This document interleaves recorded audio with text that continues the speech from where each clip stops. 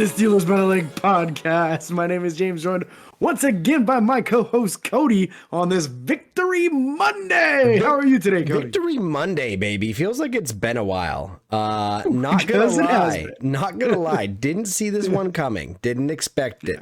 Talked a lot of trash against us the whole time. The whole game. James was a little frustrated. Now I don't have to call you out for it because you already threw it out there. I did. I threw it out. But that's my point is like, I'm going to keep talking trash on us until we prove we prove me wrong. And luckily, I honestly thought for sure you were about to start Ravens by the Lake this week. Listen, I thought for sure.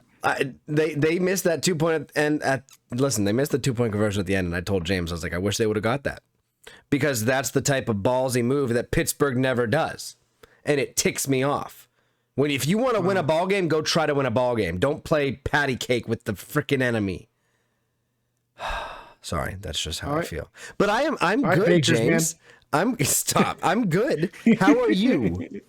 Man, I'm fantastic. Just finished up a work day number 1 this week. I only have 2 work days because I got some vacay time. That'll be me next week. Yeah. Dude, I didn't even plan it this way, but now I don't have to worry about how late I'm up for the Steelers game on Thursday. I love it. Yeah, I know. And I'm worried about it. The only good news is I should, at least at this point, still have help on my route on Friday, unless things happen. Yeah. But it's okay. Tomorrow's going to be probably my long day of the week, by far. My truck is loaded. That happens. It's loaded. But anyways. You know what else? You know what else is loaded? What is loaded? Our download numbers from last month, buddy. Listen, they are. We're going to go over this monthly recap for November. So tell us all about it. We're obviously going to start off. We always start off with the world. Maybe we don't. I don't know. I'm starting off with the world today. Yeah. Top downloads, United States. No surprise there. Canada. USA. Yeah, there you go. Canada coming in second. They've been consistent. And a close third place. We're only going to do top 3. Close third place, Mexico. It was very close between those two, but we take it. Steelers fans all over the world. We lost our downloads in Germany, but we'll get them back.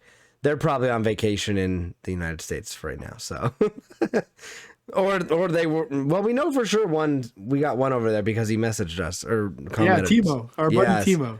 So excited about that. Now, top states. I know you guys have been excited for this. I'm nervous now. There's actually a 3-way tie for 5th place. But first place. You got to tell them all then. I will. First place, Pennsylvania. Right. No surprise there. What? Yeah. Tennessee, second place. Tennessee. You haven't seen any downloads in Tennessee in 6 months, buddy. You're the only Tennessee. You know what I'm saying? Sorry. Anyways, Ohio, number 3. Ohio coming in number 3. And then we have, I'll take it, West Virginia coming in at number 4. And then rounding up the top 5 with a 3-way tie between Colorado, Indiana, and Kentucky. You know what I'm saying? Those Benny Snell fans are getting back involved. Yeah. They must have known he was going to have a good game or something. Yeah, something like that. We'll find out. Maybe. But again, thank you guys so much. Be sure to share. We are so excited to get this stuff going on YouTube. We're getting all that rolling.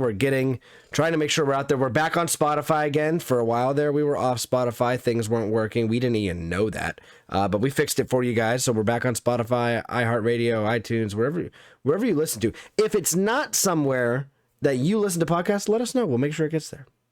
Let us know. And then give James those 5-star reviews on Apple Podcasts. Come on. We're so close. We got 24. One more is 25. He loves those so much. But yeah, time to go into Steelers news. Yeah, man. So before the game, as always, we protected 4 players on the practice squad. Wide receiver Anthony Miller, which is a good move. Offensive tackle Chaz Green. Defensive lineman Daniel Archibong. And then outside linebacker Jacob Tuotu Mariner, which again, we had TJ Watt in COVID protocol, so we weren't sure whether or not he was going to be back in time for the game.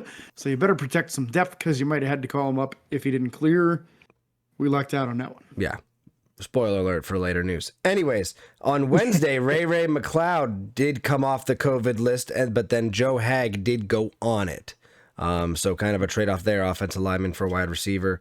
And then also on Thursday, Robert Spillane was also added to the COVID list. Really, really, really didn't want to see that. James and I both prefer Robert Spillane over probably at this current rate both of our starters. Definitely over Schobert. Definitely over Schobert. Definitely. Schobert's had, I think, one, maybe. No, he had two good plays that I can remember in his short career so far with Pittsburgh. Yeah. Rough. One was in this game. It was just a tip pass. That's it. Big whoop. I mean, he did hit somebody behind the line in this game, but he didn't bring him to the ground, and TJ had to clean it up. So yep. Almost a good play. Almost. Tell us about these padded practices, James. Inform us. With the NFL trade agreement, the collective bargaining agreement, the Union for the Players Association has only allowed the NFL teams to hold X number of padded practices during the regular season for the entire season. It's a very low number. I don't know exactly what the number is, but it's very rare, basically, that a normal work week includes a padded practice because of that number being so low. Well, after Pittsburgh being just kind of embarrassed 2 weeks in a row, no real better way of saying it, they got bullied on the field. Mike Tomlin made him show up with full pads and in a full padded practice this week. And according to most reports, had a pretty spirited conversation with them early in the week as well, which is not his normal style. But he felt like it was necessary to kind of get the message across. And seems as though maybe this coach that has been under a lot of criticism lately made some moves to do what he could to try to get more out of the same guys. Because, it's not like you can get 10 first-round picks out of nowhere all of a sudden on the team. Nope. We're in the middle of the year, man. Like, you got who you got. So time to coach them up and get them playing better. And it seems like we got the right man in charge for that. Seems like it so far. We'll wait and see what happens moving forward. I'm not going to give him all the credit in the world from one padded practice and one win by 1 point. Not happening. But you will criticize the living hell out of him every time they lose and every time dang something goes straight. Wrong. Listen, to a degree. I shouldn't say dang straight. To a degree. To a degree, well. But yes, padded practice turned out really well from what we hear. And obviously the result of the game was a win, barely.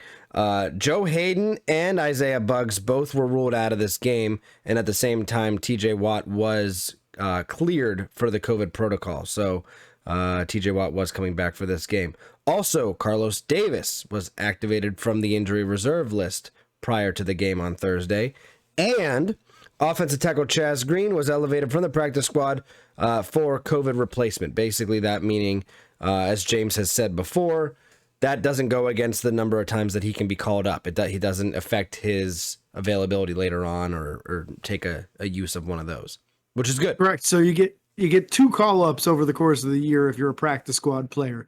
And on those 2 call-ups, you're brought up to the 53 and then escorted right back down to the practice squad without anyone having the capability of stealing them or going through the waiver process. So by using the COVID replacement tag on Chaz Green, it does not use up one of those 2 elevations. You could do that every single week if you had COVID guys and just use the same guy over and over and over. You could have 10 elevations and it wouldn't count against any of them. Yep. As long as you tag it as a COVID. Yep, very true. So prior to the game, inactives. Who do we have inactive, James? Joe Hayden, as he's still in a walking boot, so that's bad. Isaiah Buggs with this newly acquired ankle injury, which seemed to have been later on in the week, which was coincidentally after he got benched the week previous. And coincidentally after padded practice. Can you tell how skeptical I am that there's an actual injury going on there? Dwayne Haskins, who's been a healthy scratch as long as there's been 2 healthy quarterbacks. Pittsburgh's only dressed 2 quarterbacks all season long. Carlos Davis, who's fresh off of the injured reserve.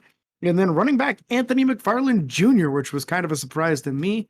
And then as the game went on, one of the guys that they chose to dress in front of him didn't really even play. So I don't know. Hopefully we kind of flip-flop that, maybe see Balaj go on that inactive list next week.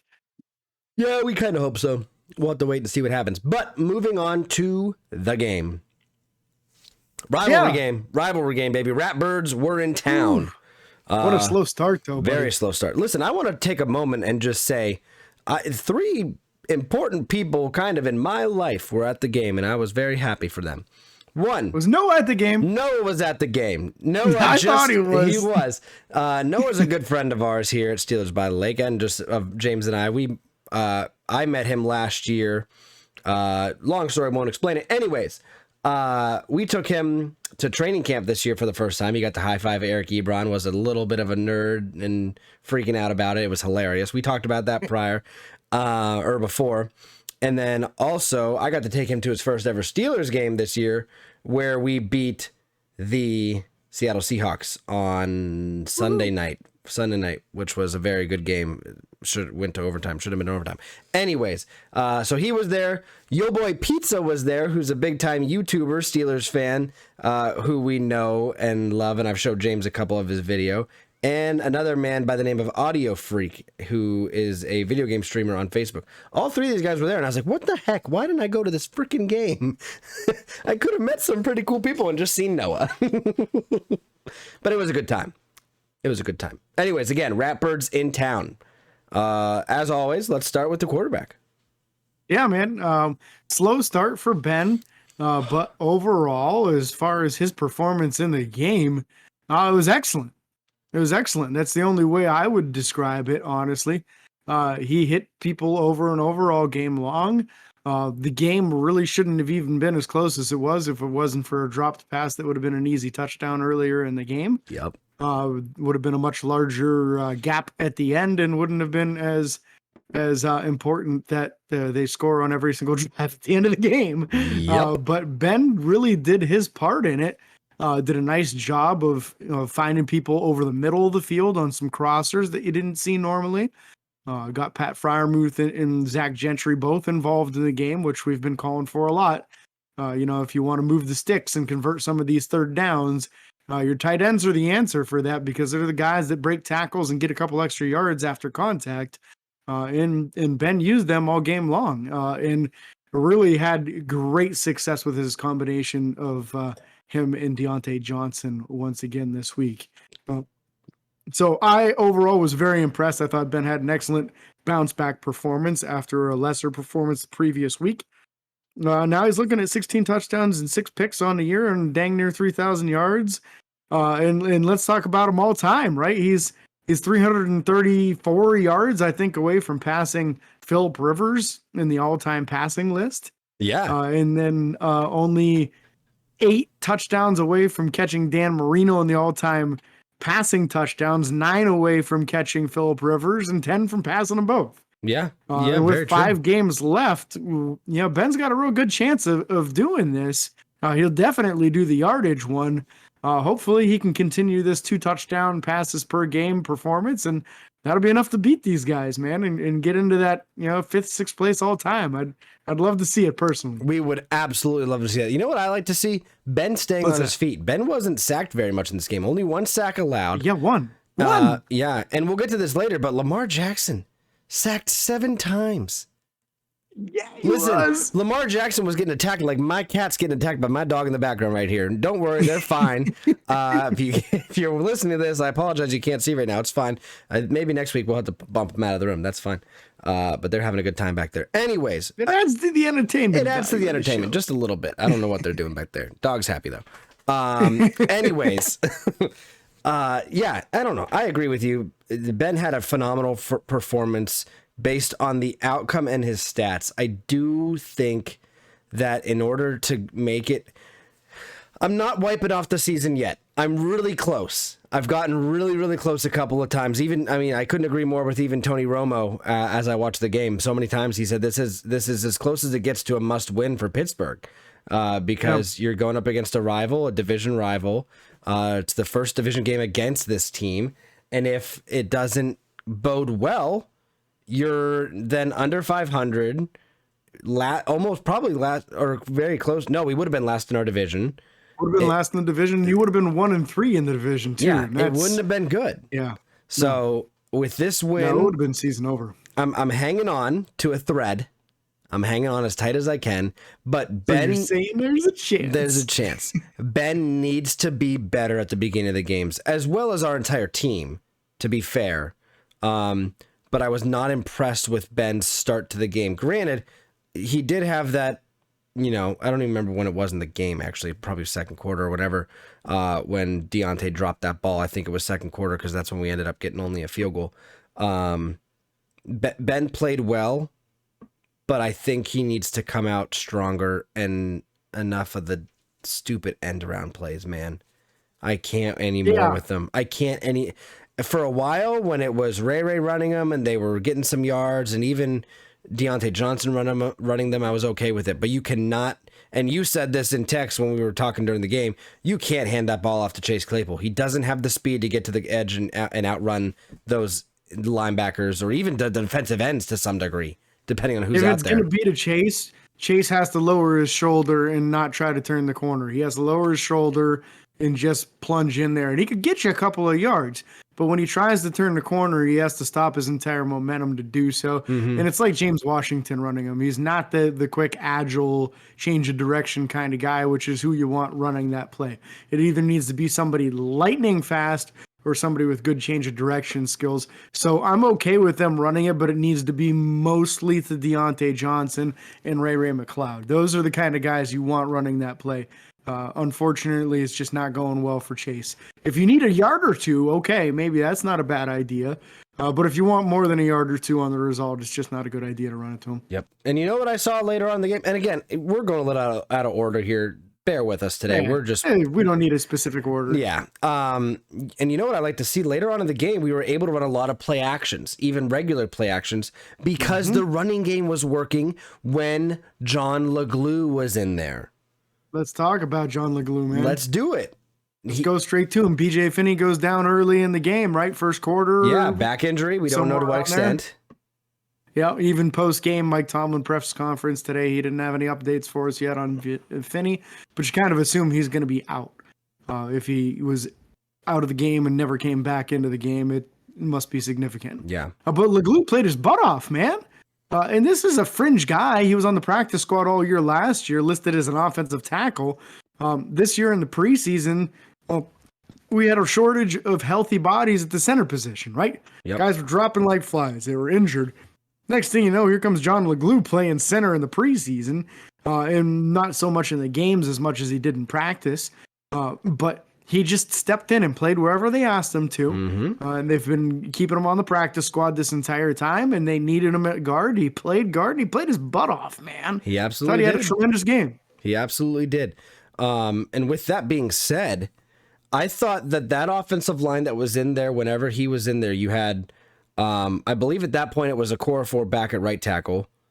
Yeah. Dan Moore was back in at left. Dan Moore had a decent game. Maybe his best game of the season. I would argue that. We got to give him credit. He had a good game. Kendrick Green, and then obviously at the Trey Turner at the right guard position. I think that was the best offensive line we've seen so far out of Pittsburgh this year. Mm-hmm. And I don't think it was close.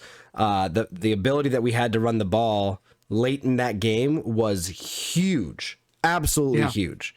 So again, I just think that speaks volumes to where we're going as a team, and where we can potentially be headed with that being said. So we'll just have to wait and see what happens.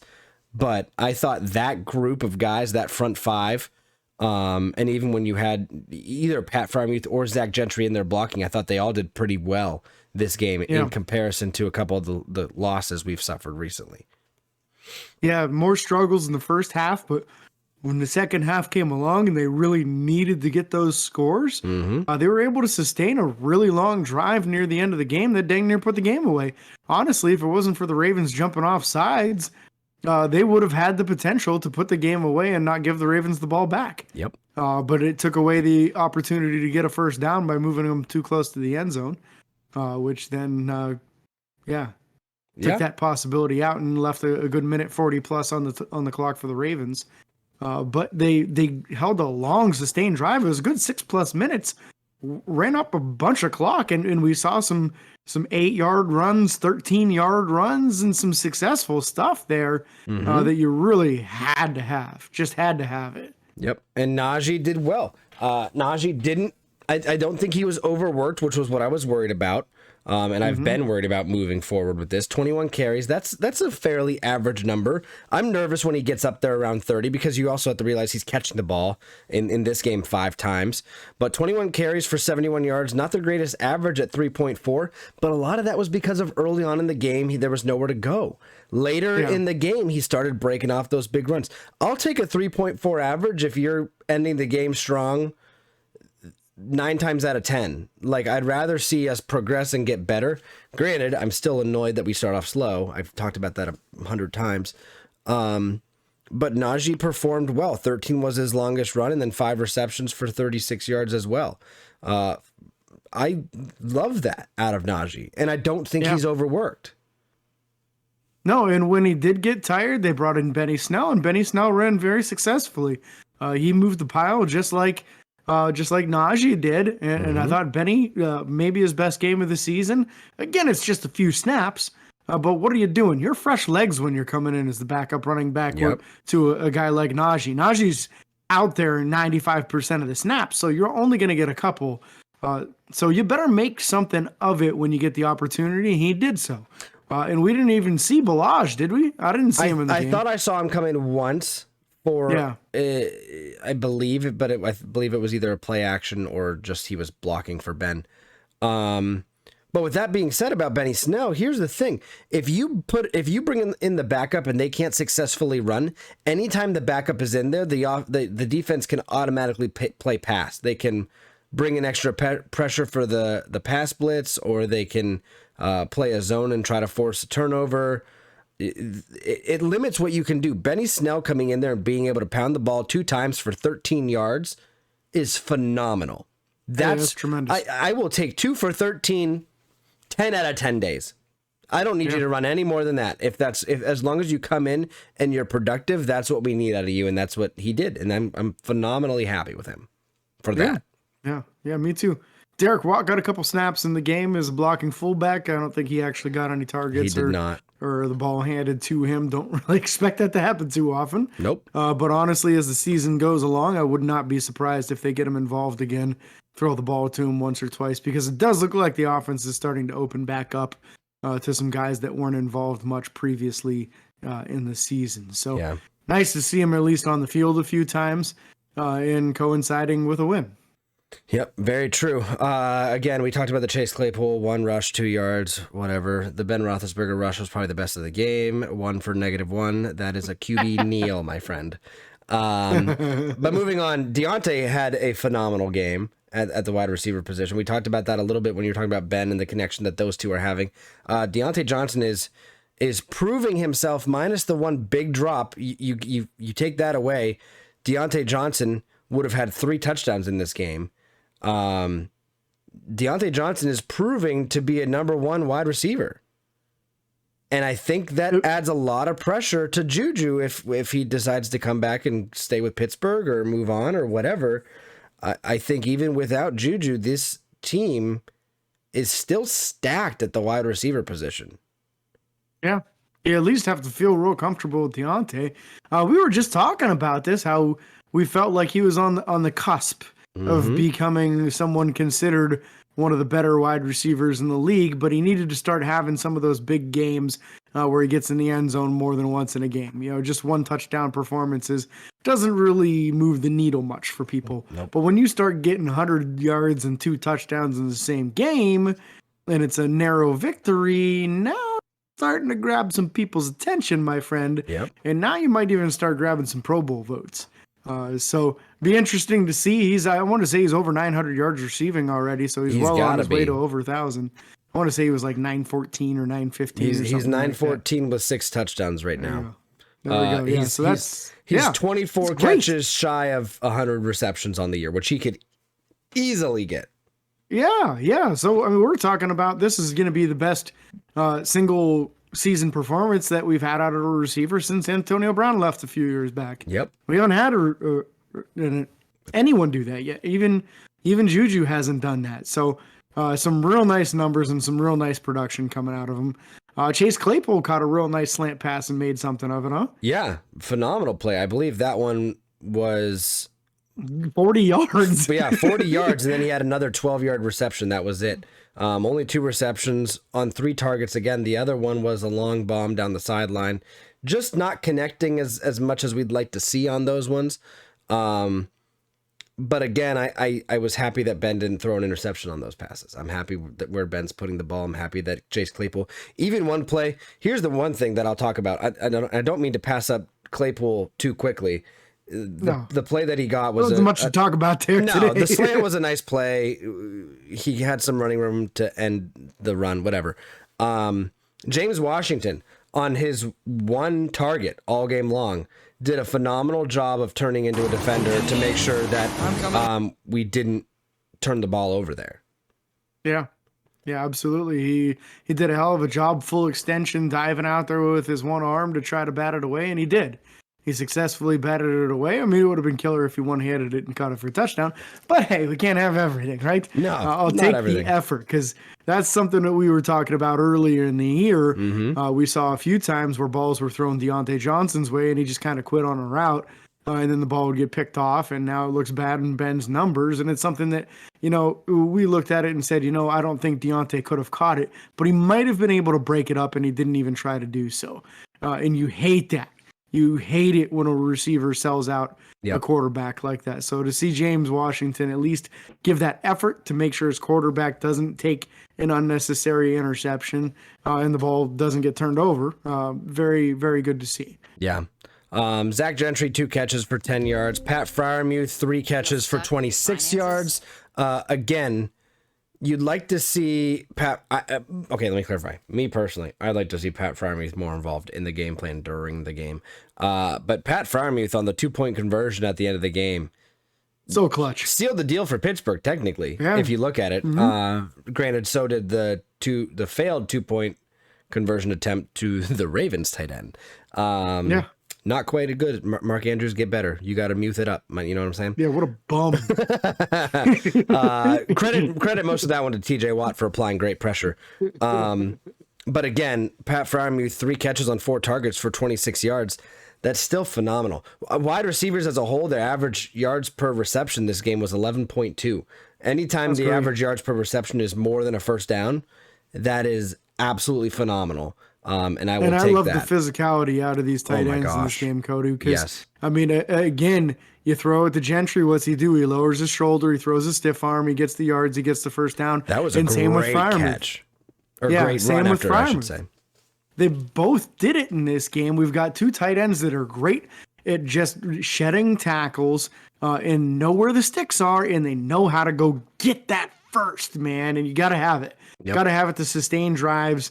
And to eventually score points and get touchdowns. The first downs achieved by the tight ends allowed for the opportunities for the touchdowns to the wide receivers in this game. Yep, I can't agree more.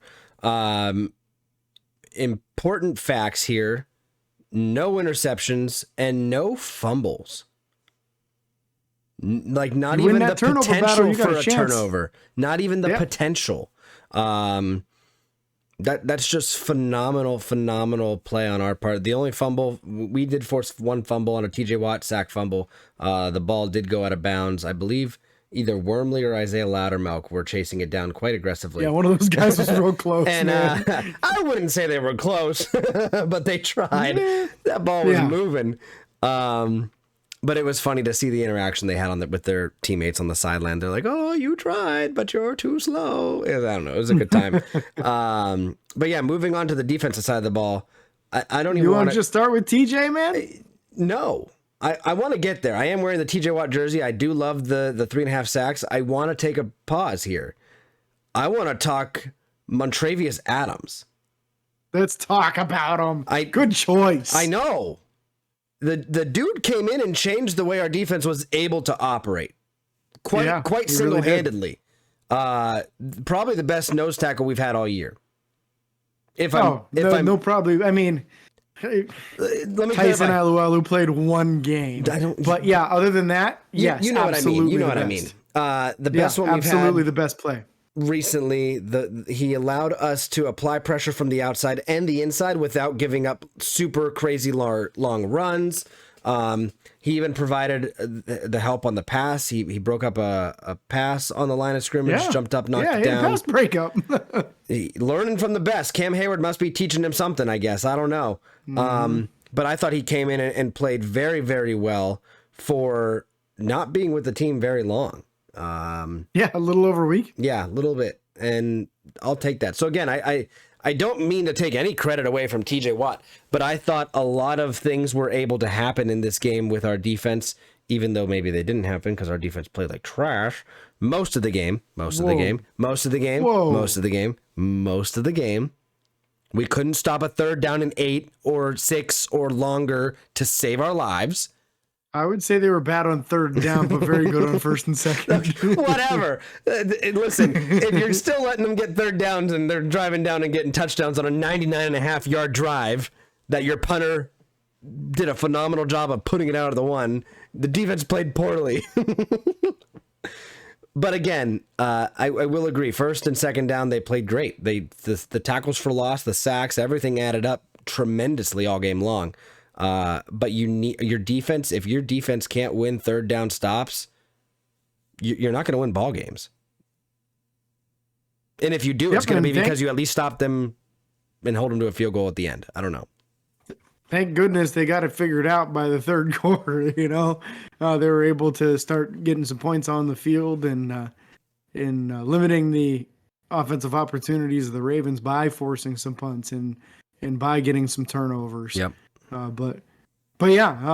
thought after Montravius Adams, we absolutely have to talk about the game that Chris Wormley had. Best game of his entire professional career. This is a former 3rd round pick by the Baltimore Ravens, traded to the Steelers for a 5th or 6th round pick last year. Yep. It was a low back end pick.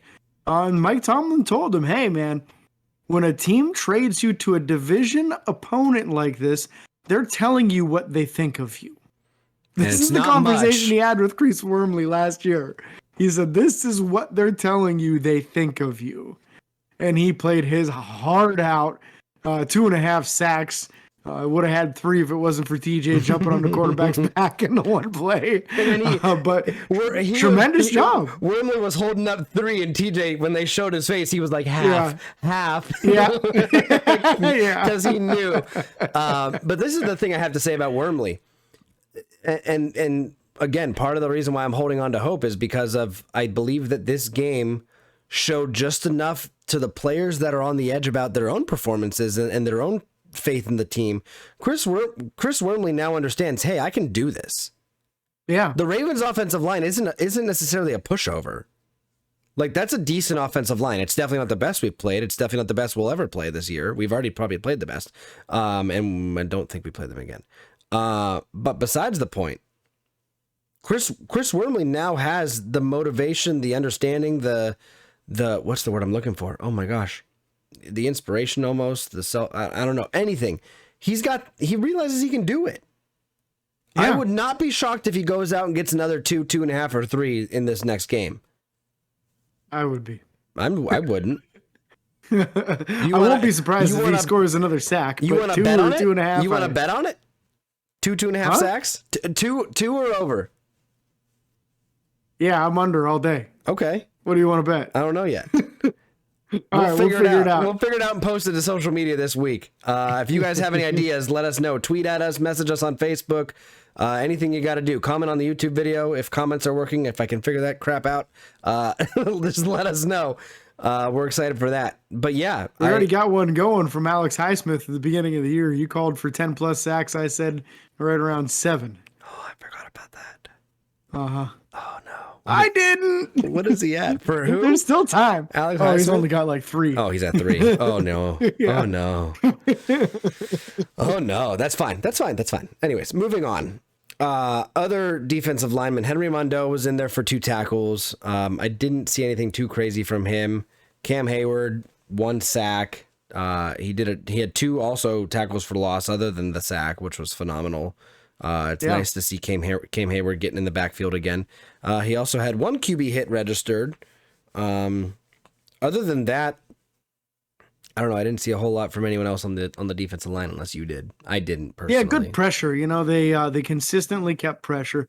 You were getting a good collapsing from the outside linebackers, and at that stage, it's up to the defensive linemen to step into those gaps and help maintain the gap integrity. And I thought that when you saw an outside linebacker crash in, you'd see the defensive lineman loop out. And if they didn't get the sack, they'd force Lamar really wide. And by forcing him really wide, that allows some of the quicker guys to get some cutoff angles and keep it from breaking for big plays. Yep. So I felt like the ability to contain Lamar Jackson was absolutely tremendous by these defensive linemen in this game. And just seeing, 2.5 from Wormley, 1 from Heyward, they got him to the ground too, man. And that's tough to do. Lamar Jackson is an insanely athletic quarterback, maybe the most athletic quarterback in the entire NFL right now. And to be able to get him to the ground 7 times, it's big. You got to say, just a tremendous team effort by the defensive line and the linebackers in this game. Absolutely. Speaking of those linebackers. Yeah. TJ Watt. Derek Tuszka. Stop. Hey, he had a couple tackles this game. He did. Tuszka had 2 total tackles. Involved. He did. That's a plus. It's a Derek positive. got involved. That a boy. TJ Watt, 3.5 sacks. We've been over that. Phenomenal game from TJ. Forced fumble. Went out of bounds. Sadly, we didn't get a turnover because of it. Yeah. 3 tackles for loss. He was all over the place.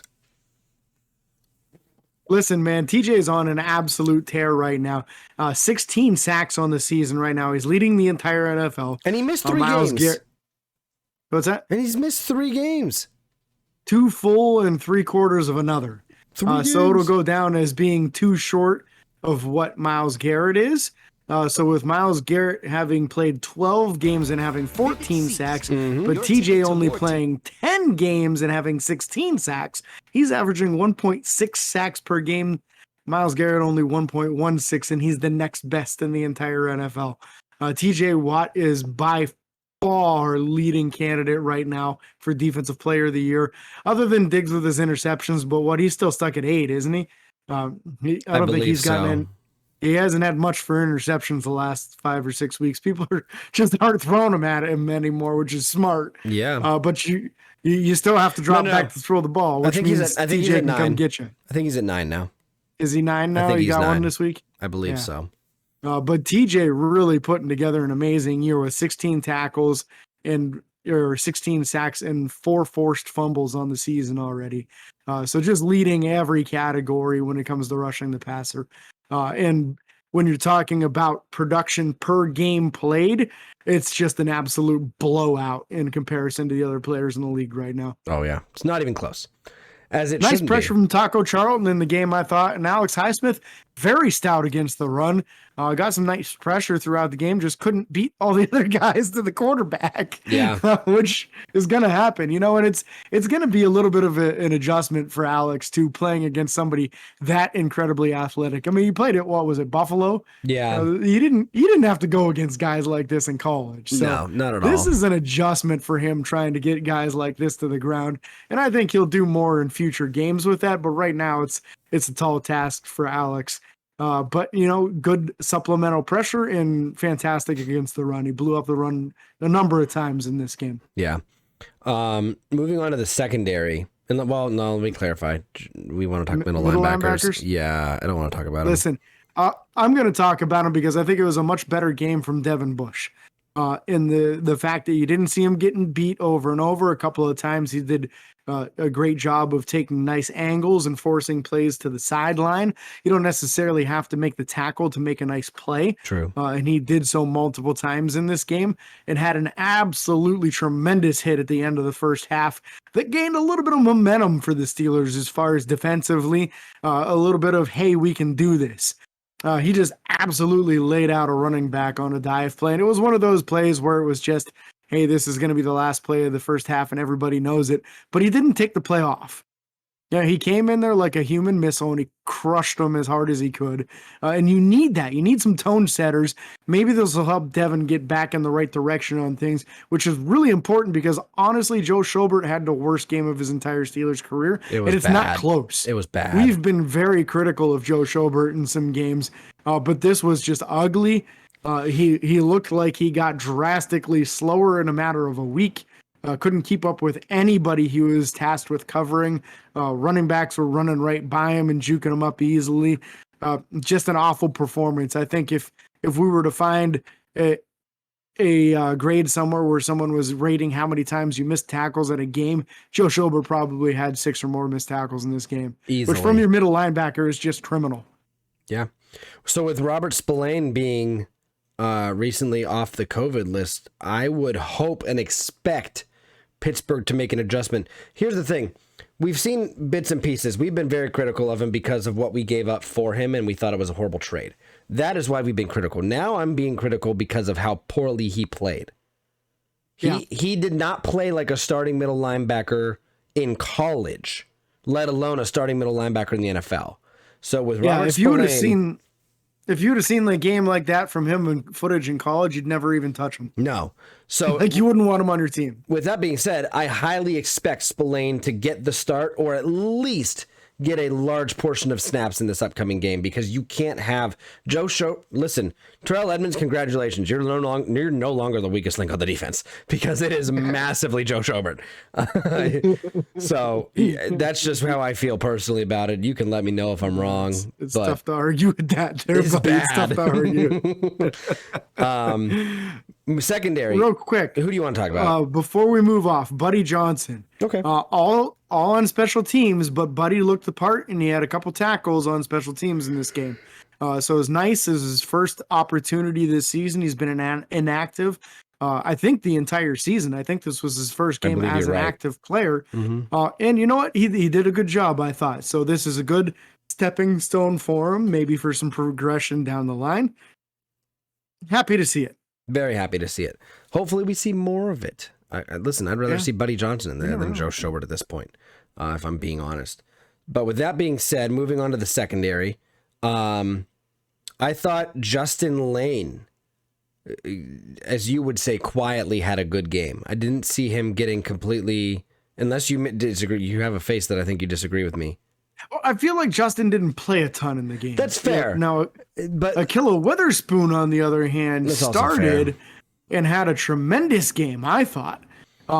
Honestly, we've, again, been very critical of Ahkello Witherspoon. You know, he hasn't even been able to get a jersey on game day, let alone when he did, we saw him get toasted one play, and then they just kind of put him right back to the inactive list for weeks. But with Joe Hayden out and James Pierre not playing well the week previous, Witherspoon got the call up, and he looked every bit the part.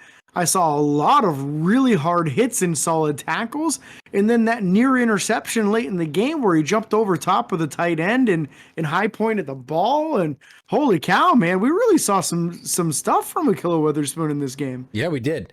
And I guess the Justin Lane comment is more just looking back at when he was in, he wasn't a liability.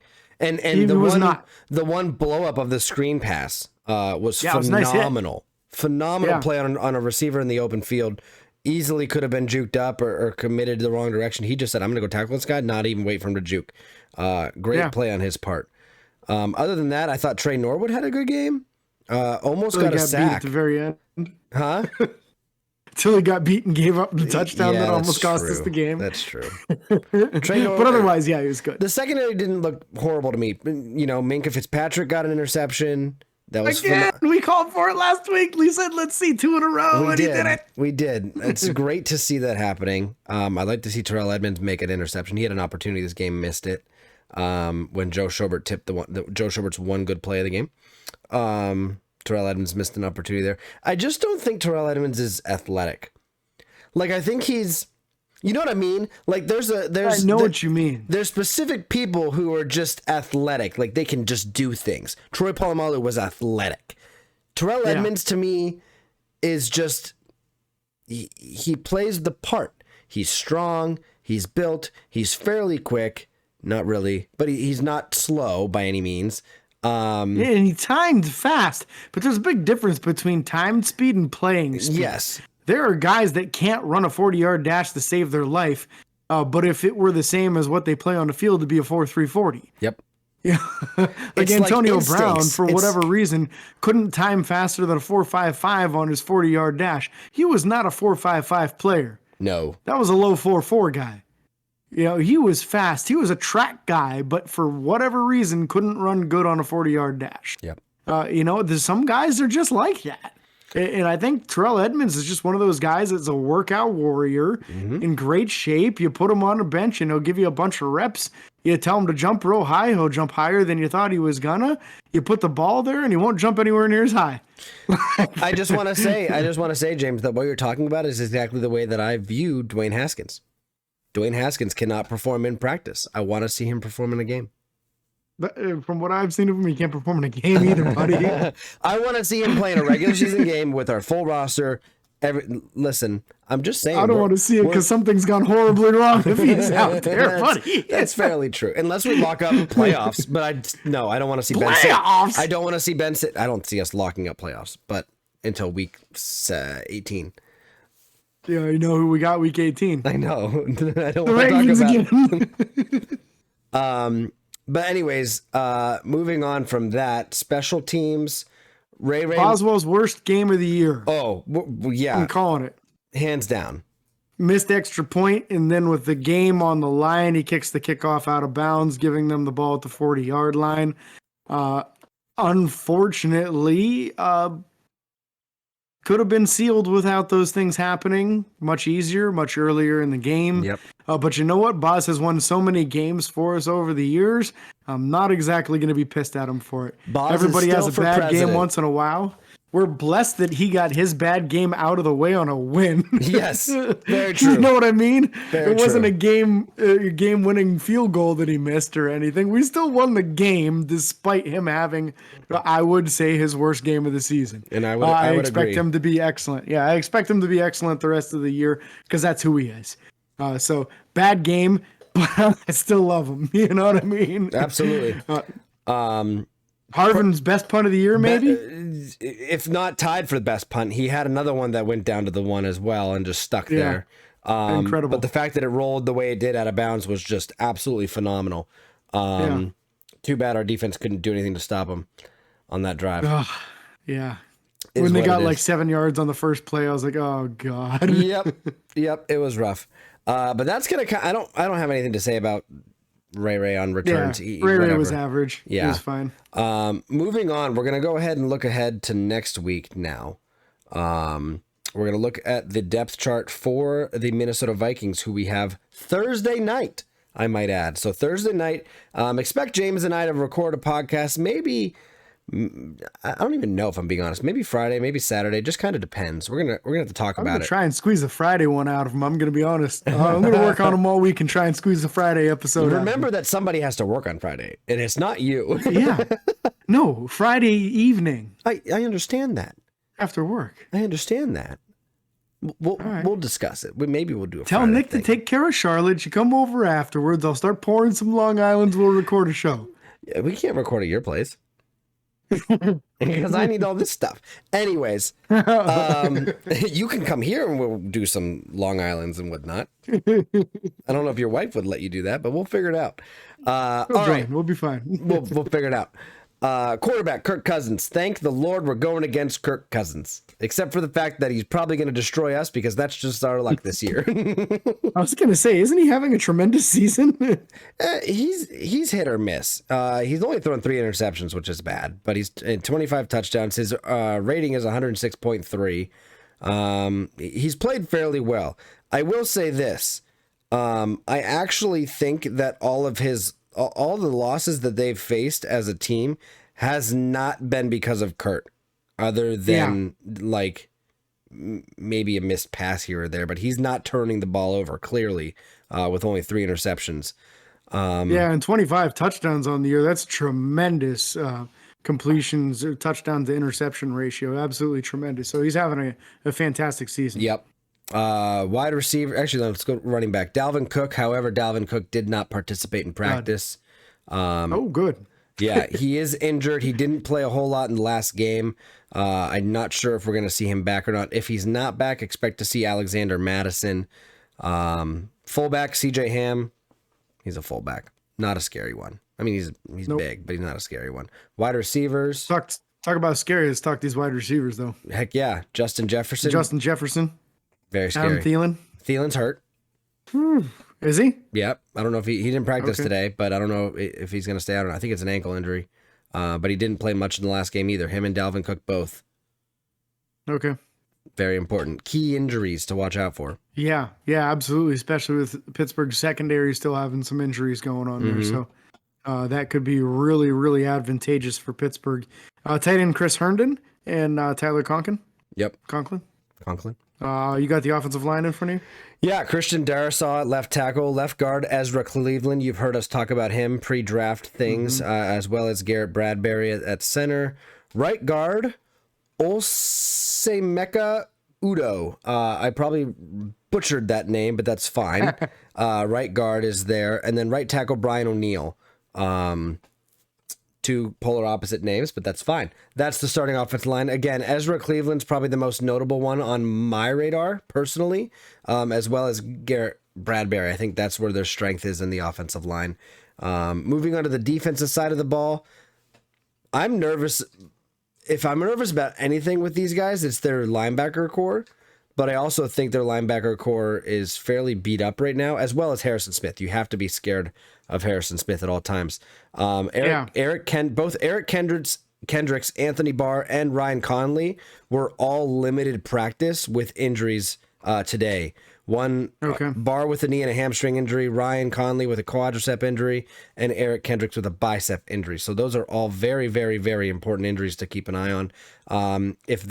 If it's just hypothetically, if all those guys are out, that bodes very, very well for our running abilities, because all those guys are very capable run stuffers. And throwing it to the tight ends as well, as those are going to be your primary matchup guys against the tight ends. Absolutely. So, yeah, excited if that's going to give us an opportunity. Hopefully that will. Defensive linemen, we got DJ Wanham, Tashawn Bauer, Everson Griffin. So there's some names there that definitely could be issues going on. Davlin Tomlinson and Sheldon Richardson on the inside, some stout bodies, so you might have to run a little more off tackle. Yeah, very much so. Michael Pierce also in there at nose tackle. Not sure what to expect from him, as he's been kind of hit or miss this year so far. Cornerbacks, they don't have on their official depth chart, they do not have a starting left cornerback, so that is fun. But the right side What cornerback is going on here? Bashad Breeland is your starter there, and then they have Cameron Datzler and Chris Boyd in the backups at left and right. Very curious to see what goes on there. And then again, the safeties probably, if the middle linebackers are injured, the two starters, Eric Kendricks and Anthony Barr, those starting safeties are the biggest scary thing on their defense. Harrison Smith and Xavier Woods. Harrison Smith is a hammer guy. He will hit you, and he will hit you hard, and he will not feel bad about it. Yeah, he's a decent cover guy too. Very decent cover always guy. getting his hands on the ball. Yeah. And then obviously their punter, Jordan Berry. We know that guy. We know him pretty well. Expect him to have a good game because he's going to be looking for vengeance. Yeah, he is. Kicker Greg Joseph, long snapper Andrew DePolia. Kick return is interesting. Emer Smith Marset is a guy we talked about pre-draft as well. He is a rookie out of Iowa, age 22, was a potential draft target for us, potentially. I don't think either of us drafted him in any of our drafts, but we talked about him a lot. And then punt and return D.D. Westbrook. So that's going to finish everything up there. Yeah, we did talk about Chaz Surratt a few times, though. He is the backup linebacker there. So be interesting to see if he plays much, if so, to see his performance, as he was someone we kind of had an eye on pre-draft. Yep. You want to give your keys to success against the Vikings here, Cody, and I'll go second this week? Absolutely. My keys to success are going to be mostly based off the injuries to Adam Thielen and Dalvin Cook staying the way they are, as in they will not be playing in the game. Don't underestimate backups at any position. I guess it's defense. You could look at it defensively too. I don't want to see a backup wide receiver or a backup running back torch us just because you don't have enough film on them, or you don't watch enough, or you don't plan enough. That has happened to Pittsburgh in the past, where we didn't prepare enough for the person that was going to be in, and we got torched for it. I don't want to see that happen with Pittsburgh. Sometimes different running backs have different running styles. Offenses are it's easier for an offense to play call for the design of a specific player's play call than it is for the defense to counter it. I'm very curious to see what's going to happen with that. Second thing, Kirk Cousins needs to turn the ball over. I don't care if it's a forced fumble or an interception. We need to force Kirk Cousins to make mistakes, because Kirk Cousins, again, you're right, has been playing really good. I'm thankful we're playing him, because I just know that he misses some open receivers sometimes. Maybe not quite as bad as Baker Mayfield, but we're not going to go there, even though I kind of did. And then my third key takeaway is going to be get the running game going on offense. You saw what happened when we didn't have it in the first half. The time of possession was insanely different during the Ravens game this past week.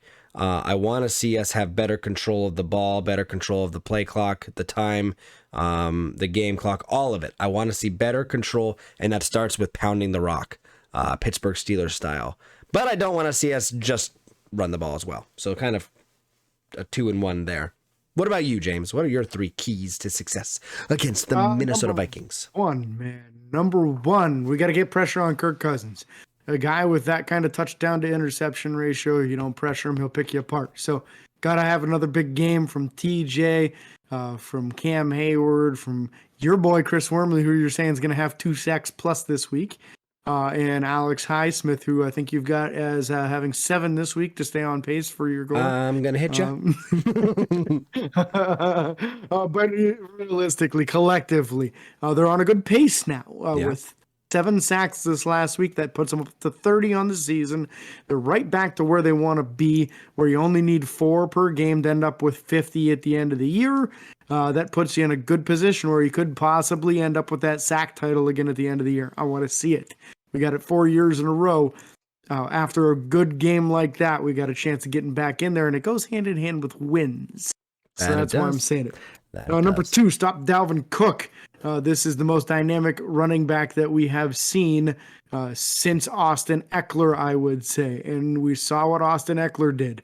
So it's extremely important that these middle linebackers gets hands on Dalvin Cook when he comes out for passes. Don't let him get into the flat and get on his releases without anyone coming in contact with him. Extremely important.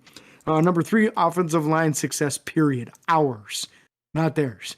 I want to see another good performance in pass blocking like they had this last week, so that it's not just a little bit of happenstance, a little bit of good luck. It's something that's actually happening. Yeah. I want to see this turn the corner, get some good run success, and establish a good running game. I'd like to see a good running average, over 4 yards a carry for once. I'd love to see that. But more importantly, keep Ben clean, because if you keep him clean, he's going to put up enough points for you to win. Fair enough. That's going to do it for today's episode. Real quick, if you're watching and you made it this far, make sure to share the podcast, whether you share it with a friend, share it with a relative, share it on a Facebook group page, or just share it in a private message with someone else you know who's a Steelers fan. As James is showing off a little action figure of Louis Lips, he has something to say about it before I continue. I got 2 things before we wrap up the show. Number 1, shout out to our friend of the podcast, Chris, my next door neighbor growing up, owner of the brewery at Union Station. Chris Sirianni sent me this model figure of Louis Lips from back in the day. Best player on the offense when the Steelers grew up. Also, shout out to my father-in-law. He wanted to shout on the pod.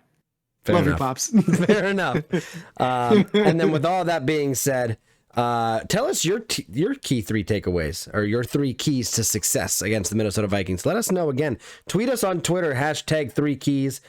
Tweet us or message us privately, add a Instagram story, add us on there at Steelers by the Lake. Just let us know any way you want, and we'll make sure to give you a shout out on the pod and on social media. So again, thank you guys so much for listening. Be sure to like and follow on Facebook, Twitter, Instagram, TikTok, and YouTube. Until next time, this is your host, James and Cody, signing off. Hey, Smitty.